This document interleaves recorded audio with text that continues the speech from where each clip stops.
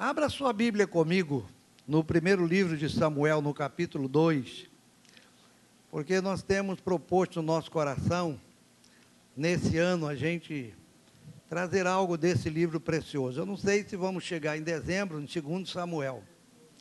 Vamos ver se a gente consegue chegar até o capítulo 10, pelo menos, no fim do ano. Mas nós temos aqui, irmãos, a oração de Ana. Eu me lembro que no primeiro domingo do mês passado, nós falamos sobre o primeiro versículo dessa oração. É quando Ana exulta ao Senhor, exalta ao Senhor, não é? Ela abre a sua boca para declarar quem é o Senhor.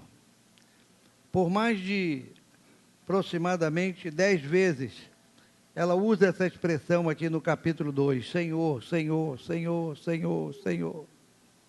Em todos os momentos ela declara o senhorio de Deus sobre a sua vida.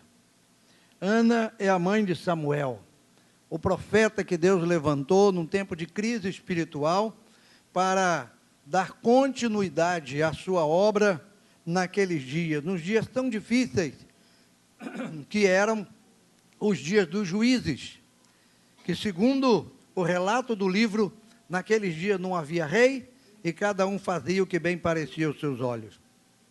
Foi nesse dia, nesse tempo conturbado, que Ana ora, recebe de Deus a vitória. E aí, o voto que ela fez, ela cumpre. Ela entrega ao Senhor o seu primogênito. Ela vai na casa de Deus e entrega. E é interessante que agora ela ora, agradecendo ao Senhor, exaltando o seu nome, bendizendo ao Senhor. E a oração de Ana, irmãos, ou melhor, o cântico de Ana, né? O cântico de gratidão, de adoração, de louvor a Deus, ele tem uma importância muito grande para nós, porque Ana vai declarar em todo momento quem é o Senhor, os feitos do Senhor, as maravilhas do Senhor. E é interessante que dentro desse texto aqui, nós encontramos a nossa vida, nós encontramos as nossas razões aqui também. Ana, ela fala com uma sabedoria tão grande, dizendo quem é o Senhor e o que Ele faz por nós. Nós estamos aqui essa noite porque o Senhor fez algo por nós. É interessante que Jesus Cristo disse, não fostes vós que escolhestes a mim. Eu vos escolhi a vós e vos nomeei para que vades e deis fruto e o vosso fruto permaneça. O Senhor nos escolheu de uma forma especial e gloriosa.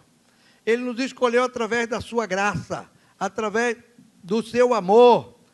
E é interessante que Ana vai mostrar isso aqui. Ela vai dizer o que Deus faz, não é? No versículo 2 ela vai dizer, não há santo como é o Senhor. Não há rocha nenhuma como o nosso Deus. Ela está falando de dois atributos gloriosos do Senhor. Santidade e fortaleza. O Senhor é o lugar, irmãos, em que nós estamos refugiados. Ela está dizendo, não há rocha nenhuma há como o nosso Deus. Isso me faz lembrar a oração de Moisés, lá em Deuteronômio 34, quando ele está ali falando para aquela geração que vai entrar em Canaã, acerca de Deus. E ele vai dizer, porque a nossa rocha, e aí essa expressão rocha ali está com R maiúsculo, não é como a vossa rocha. E aí essa vossa rocha, ela está com R minúsculo. A rocha em que se apoiam os povos, a rocha em que se apoiam os ídolos, é uma rocha qualquer, é a rocha de pedra, não é a rocha que se espatifa, que se quebra, que o tempo desgasta. Mas quando está falando do nosso Deus, é a rocha eterna, é a rocha que nos firma. Foi isso que o salmista, ele declara, não é, no Salmo 46, no Salmo 40, aliás, ele diz, esperei com paciência no Senhor, Ele se inclinou para mim, Ele ouviu o meu clamor, Ele me tirou de um charco de lodo e firmou os meus pés sobre uma rocha. E aquela rocha ali é símbolo do nosso Deus, a rocha que nos edifica, a rocha que nos solidifica, que nos dá confiança na nossa vida espiritual. Nós não fomos salvos por Deus, tirados do mundo e colocados num lugar qualquer. Não. Deus, quando nos salvou, Deus, quando fez algo por nós, Ele nos tirou de onde estávamos e nos colocou num lugar firme, inabalável. É por isso que nesta noite você está aqui na casa de Deus. Você sente firmeza em estar aqui, porque estamos alicerçados nessa rocha gloriosa. Quando o apóstolo Paulo, em 1 Coríntios capítulo 3, declara algo acerca do fundamento da igreja, Paulo vai dizer: porque ninguém pode pôr outro fundamento, além do que já está posto, o qual é Jesus Cristo. Ele é o fundamento da igreja, ele é a rocha da igreja. Foi isso que ele declarou no Evangelho de Mateus, no capítulo 16, versículo 18, está escrito lá. Quando ele pergunta aos seus discípulos, que dizem os homens ser o Filho do Homem? E depois da resposta dos discípulos, ele disse: e vocês? O que pensam de mim? E Pedro, naquela hora, ele diz continuamente, Pedro fala afirmativamente: Senhor, Tu és o Cristo, o Filho do Deus vivo. Aí Jesus olha para Pedro e diz: Pedro, essa revelação não veio de qualquer forma. Não foi da sua cabeça que veio isso. Foi Deus que te revelou, foi o Espírito que te revelou. E aí eu vou te dizer uma coisa, Pedro. Tu és Pedro. Pedro significa fragmento de rocha. Pedro significa pedrinha. Aí Jesus diz: tu és Pedro, mas sobre esta rocha, referindo-se a ele, sobre esta rocha que os edificadores rejeitaram, e ela foi posta como pedra angular, como a pedra da esquina, a pedra que marca, a pedra que fortalece, a pedra que identifica. Ele disse: sobre esta rocha eu edificarei a minha igreja, e as portas do inferno não prevalecerão contra ela. É disso que Ana está falando aqui, irmão. De algo precioso, de uma rocha inabalável.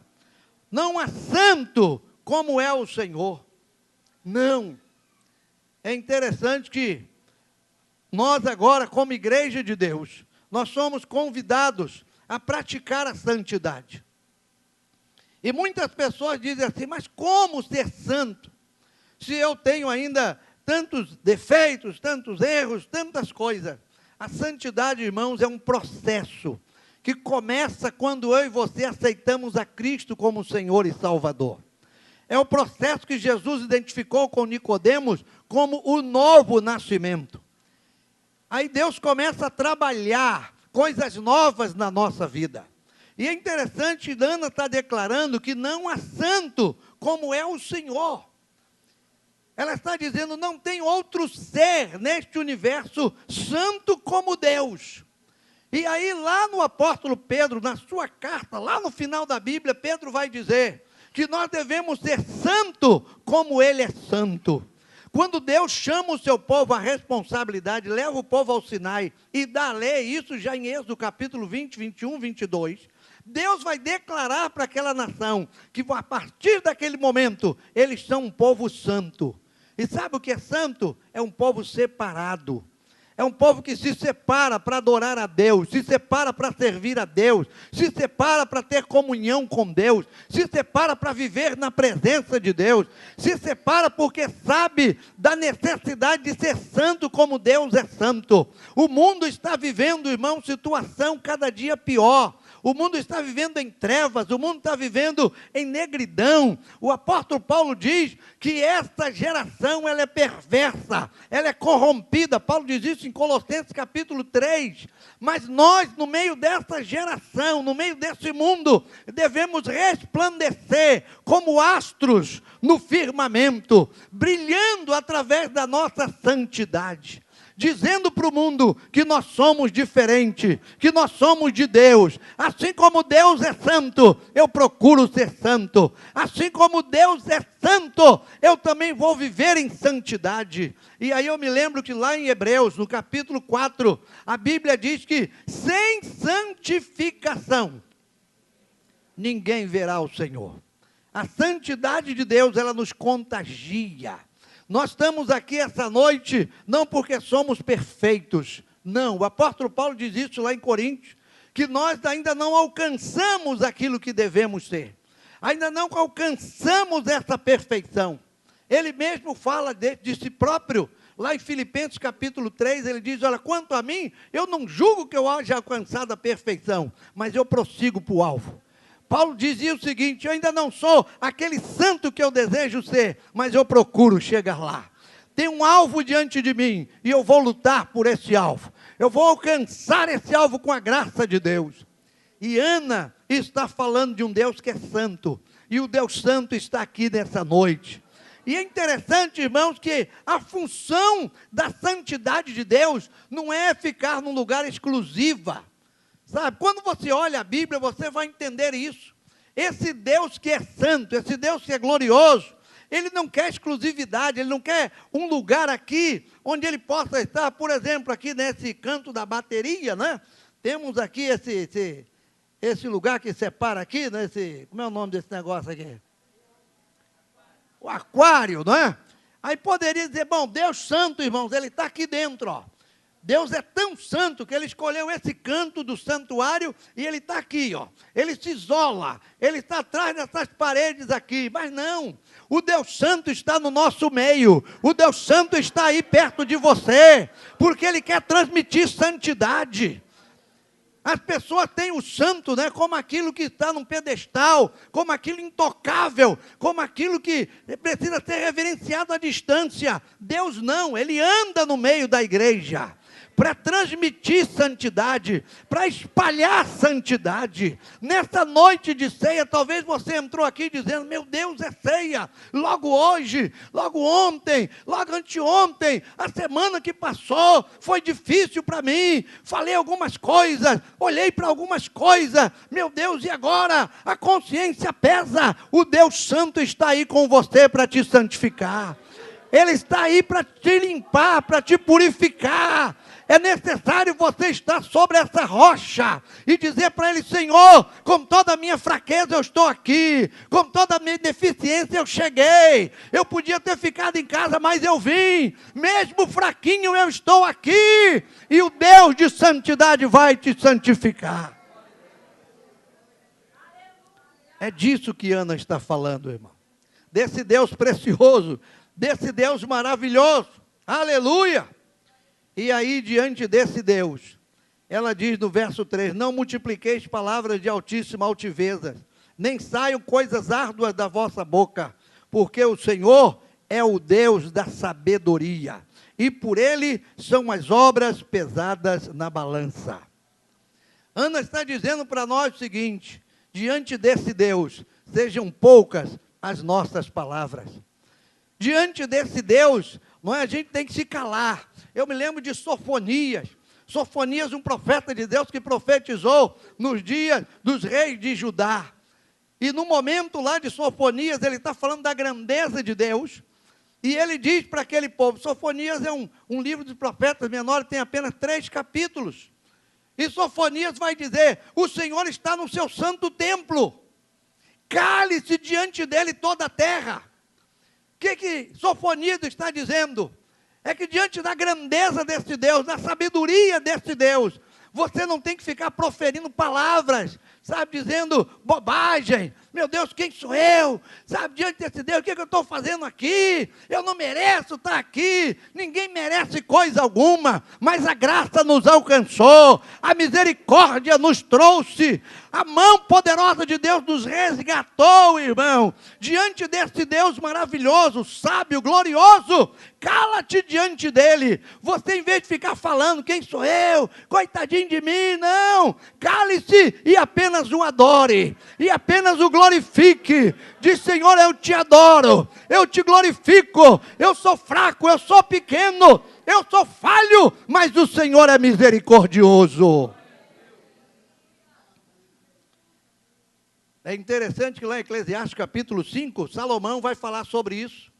Salomão vai dizer que Deus está no céu e nós estamos na terra, pelo que sejam poucas as nossas palavras diante dele. Às vezes a gente fica tentando justificar-se diante de Deus. Não é muito interessante isso? Que nós sempre tentamos nos justificar diante de Deus. A gente sempre fica dizendo, Senhor, sabe por quê? É aquilo, Senhor. Mas aí você viu, Senhor, sabe? O Senhor percebeu, olha, não foi bem eu, Senhor, foi o outro. A culpa não foi minha, irmão. Para de justificar. Para de se justificar diante de Deus. É isso que Ana está dizendo. Não use palavras de altivez, nem saiam palavras árduas da vossa boca. O Senhor é o Deus da sabedoria.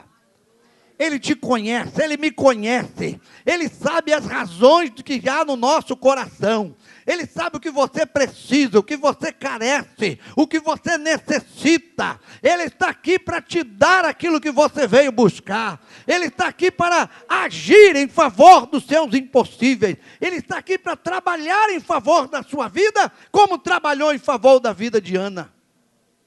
Ana está agora cantando uma alegria imensurável do seu coração. Mas momentos antes, um ano e pouco antes, como diz o relato bíblico, ela estava nesse mesmo lugar, chorando, com o coração amargurado, sabe? Sendo considerada uma bêbada pelo sacerdote. A Bíblia diz que ela apenas mexia os lábios, ninguém ouvia palavra alguma, apenas lágrimas, muitas lágrimas descendo dos seus olhos. Era o tempo de angústia, era o tempo de dor, era o tempo de sofrimento, mas agora era o tempo dela exaltar ao Senhor, dela bendizer a Deus, dela justificar-se diante de Deus com seu cântico e dizer, sabe, que o Senhor é santo, que o Senhor é Deus, que o Senhor é maravilhoso, que o Senhor é glorioso. E olha o que ela diz no verso 6, 7 e 8, declarando a soberania de Deus sobre todas as coisas. Ela disse, o Senhor é o que tira a vida e a dá, faz descer a sepultura e faz tornar a subir dela. O Senhor empobrece e enriquece, abaixa e também exalta, levanta o pobre do pó, e desde o esterco exalta o necessitado, para o fazer assentar entre os príncipes, para o fazer herdar o nome, o trono de glória, porque do Senhor são os alicerces da terra, e assentou sobre eles o mundo. Ana está declarando quem é o Senhor. Sabe por que estamos aqui?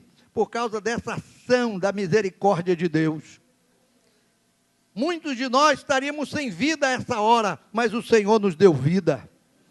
Muitos de nós já teríamos descido à sepultura, mas o Senhor nos fez subir dela.